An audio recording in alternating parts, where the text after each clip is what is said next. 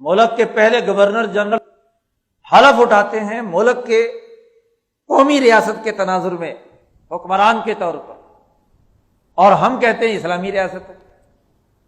بھلا بتاؤ کہ کوئی ریاست کسی بین الاقوامی قانون کے تحت وجود میں آئی ہو اور وہ بین الاقوامی نظام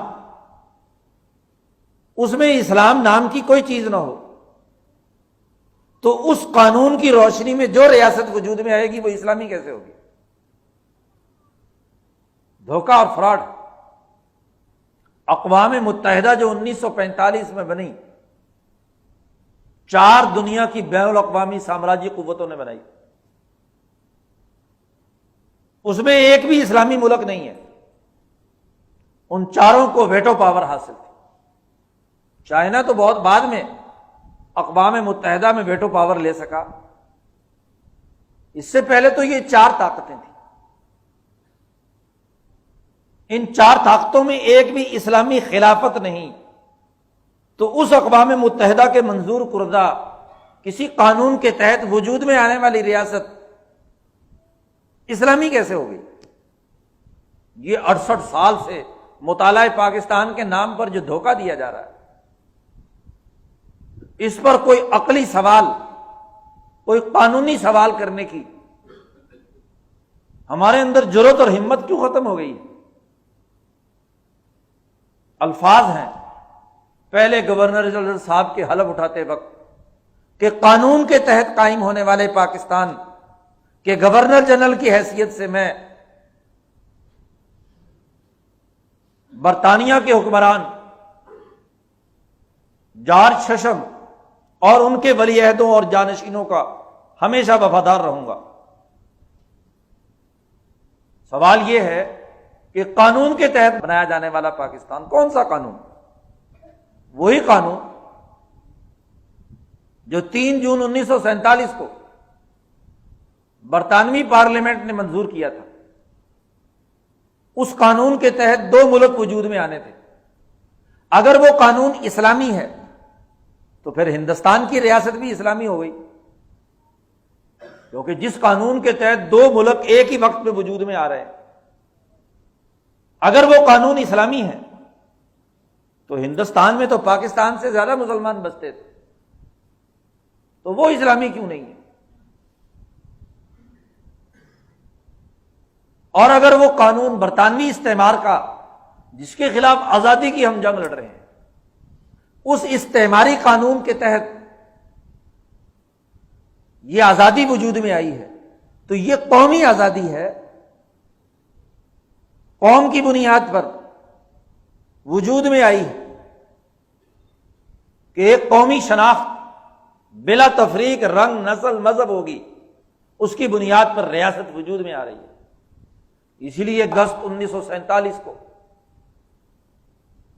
قائد اعظم کو کہنا پڑا کہ یہ پاکستان، اس میں آج کے بعد کوئی مسلمان نہیں، کوئی ہندو نہیں، آل پاکستانی، یہاں پاکستانی شناخت کے مطابق کردار ادا کیا جائے گا۔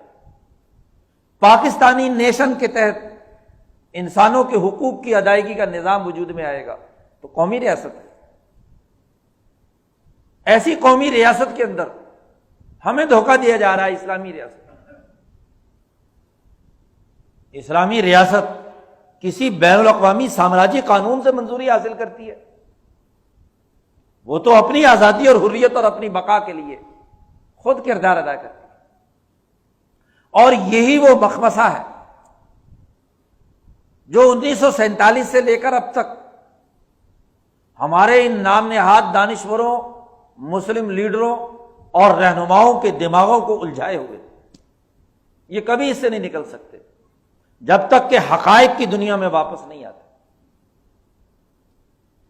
اب لوگوں کو دھوکہ دیتے ہیں کہ اسلام کے نام پر ملک لیا ہے، اور اسلام ان 68 سالوں میں ندارد، تو پھر اس کا حل کیا ہے؟ اس کا نتیجہ یہ ہے کہ نہ ملک قومی ریاست بن سکا اور نہ اسلامی ریاست بن سکا۔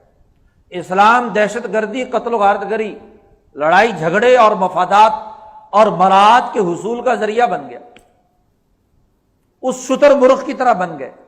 ان سے کہا جائے کہ بھائی نیشنلزم کی بنیاد پر ایک نیشنل ریاست کے جو تقاضے ہیں وہ پورا کرنے کے لیے کردار ادا کرو، تو کہتے ہیں ہم اسلامی ہیں، ہم تو نیشنلزم کو نہیں مانتے، نیشنلزم تو کفر ہے، سیکولرزم تو کفر ہے۔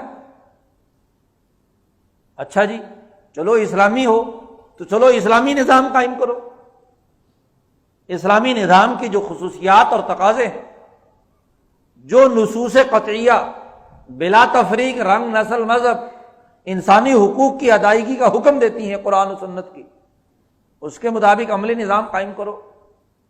تو کہتے نہیں نہیں ہم تو قومی ریاست ہیں، ہم کو اسلامی ریاست ہے۔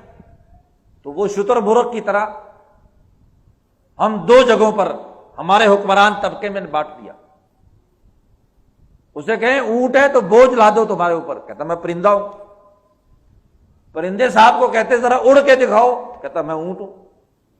تو جو کچھ شتر مرغ کہہ رہا ہے وہی پاکستانی شتر مرغ بھی کہتا ہے۔ نہ اسلام اور نہ نیشنلزم، نہ ادھر کے نہ ادھر کے، نہ خدا ہی ملا نہ وصال صنم۔ یہ ایسا فکری الجھاؤ پیدا کر دیا پوری سوسائٹی میں کہ آج تک قوم اس مخمصے سے نہیں نکل رہی، اور اس مخمصے کا اظہار یہاں کے سارے دانشور جو اس پاکستانی مخمصے کی پیداوار بلکہ پیدا کرنے والے ہیں ان کے دماغوں میں بین الاقوامی اس عالمی نظام میں، جہاں اقوام متحدہ کی جکڑ بندیاں ہیں، جہاں آپ کے ملک کا تمام بینکنگ سیکٹر، آپ کے ملک کی تمام معیشت وہ بین الاقوامی قانون کے تابع ہے، آپ اس کی خلاف ورزی کریں تو آپ کو دنیا میں عبرتناک سزا دی جاتی ہے۔ ملکوں کی مثال ہمارے سامنے ہے۔ ایران کا کچومر نکالنے کے لیے امریکہ نے کیا کچھ نہیں کیا، ملکوں اور قوموں کو تباہ و برباد کرنے کے لیے جو اس سامراجی نظام سے علیحدگی اختیار کرتے ہیں ان کے ساتھ کیا کچھ نہیں ہوا۔ آپ کی معیشت گروی رکھی ہوئی ہے، IMF آپ کو قرضہ نہ دے تو ٹائم فش، معاملہ ختم۔ تو پھر اسلام کی کہانیاں سنانے کی کیا ضرورت ہے جی؟ معیشت تمہاری آزاد نہیں، سیاست تمہاری آزاد نہیں، مذہب تمہارا غلام ہے، تو کس اسلام کی بات کرتے ہو؟ تمہارے سیاسی فیصلے امریکہ اور برطانیہ میں ہوتے ہیں، تو کس اسلام کے بنیاد پر اسلامی ریاست کا ڈھنڈورا پیٹتے ہو لوگوں کو بیوقوف بنانے کے لیے؟ اب مسئلہ یہ نہیں ہے کہ ریاست کا مذہب سے تعلق ہے یا نہیں، مسئلہ تو یہ ہے کہ ریاست آزاد بھی ہے یا نہیں۔ سب سے پہلے تو مسئلہ آزادی کا ہے کہ یہ ریاست اپنے فیصلے خود کرنے کے قابل ہے، یا یہ ریاست غلام ریاست ہے کہ دوسروں کے کہے ہوئے الفاظ کی جگالی کرتی ہے، ان کی سیاست کی دریوزہ گر ہے، ان کی معیشت کی بھیک مانگتی ہے۔ مسئلہ یہ ہے، مذہب اور ریاست کے تعلق کی بات تو بات کی ہے۔ اس ریاست پاکستان کی بات ہو رہی ہے، اس ریاست کا تو پہلا مسئلہ یہ ہے کہ آزادی بھی ہے یا نہیں، یہ تو بعد میں طے کریں گے آزادی کے بعد کہ ہمیں اپنا نظام نیشنلزم کی بنیاد پر چلانا ہے یا اسلامزم کی بنیاد پر چلانا ہے، اور کیا اسلامزم میں اور نیشنلزم میں کوئی تضاد ہے، یہ تو بعد کا مسئلہ ہے۔ سب سے پہلا مسئلہ تو آزادی ہے۔ جب عالمی سامراجی سرمایہ داری نظام کی غلام ریاست موجود ہو تو پھر یہ کہنا کہ یہ اسلامی ہے اور اس کے لیے زور لگانا کہ جی یہ اسلامی ریاست ہے، ہم نے یہاں اسلامی آئین نافذ کر دیا ہے، ہمارے حکمران کا نام مسلمان ہے، ہم نے فلانا اسلامی قانون جس کا نہ کوئی سر پیر ہے وہی مسلط کر دیا ہے یہاں پر، تو گویا کہ ریاست اسلامی ہو گئی۔ دوسرے لوگ کہیں کہ نہیں جی نہیں، یہ تو قومی ریاست ہے، سیکولر ریاست ہے۔ کہنے سے سیکولر ریاست ہو جائے گی؟ سیکولر ریاست کے حقائق یا نیشنلزم کی بنیاد پر ریاستوں کے حقائق کا علم ہے، شعور ہے کہ جس کی اساس پر یہ فیصلہ کیا جائے کہ یہ نیشنلزم کی بنیاد پر کام کر رہی ہے؟ کوئی قومی کام کیا ہے آپ نے؟ اچھا، اگر قومی کام کی بات ہے تو اگر 47 سے لے کر اب تک کی تصویر تو ہمارے سامنے ہے، کیا قوم صرف 1947 سے وجود میں آئی ہے؟ اس سے پہلے اس پنجاب، سندھ، بلوچستان اور خیبر پختونخوا میں انسان نہیں بستے تھے؟ ان کی کوئی نسل آباء و اجداد کے ساتھ کوئی تعلق نہیں تھا؟ اس دھرتی کے قومی تقاضے کچھ نہیں تھے؟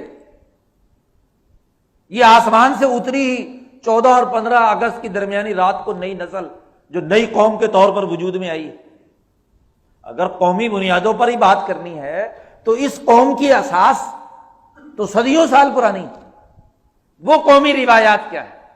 یہ نام نہاد ترقی پسند نیشنلزم یا سیکولرزم کا پرچارک طبقہ اس دھرتی کی روایات کو سرے سے ختم کر کے یورپین سامراج، امریکی، برطانوی، یا کسی کو اگر ہیضہ ہوتا ہے سوشلزم کا تو روس اور چین کی تعلیمات کو یہاں پر مسلط کرنے کا نام نیشنلزم رکھ لیا، سیکولرزم رکھ لیا۔ بھائی یہ خود اپنی دھرتی، اپنی ایک قومی شناخت جو صدیوں سال سے رکھتی ہے، اس کی بھی تو کوئی تاریخ ہے۔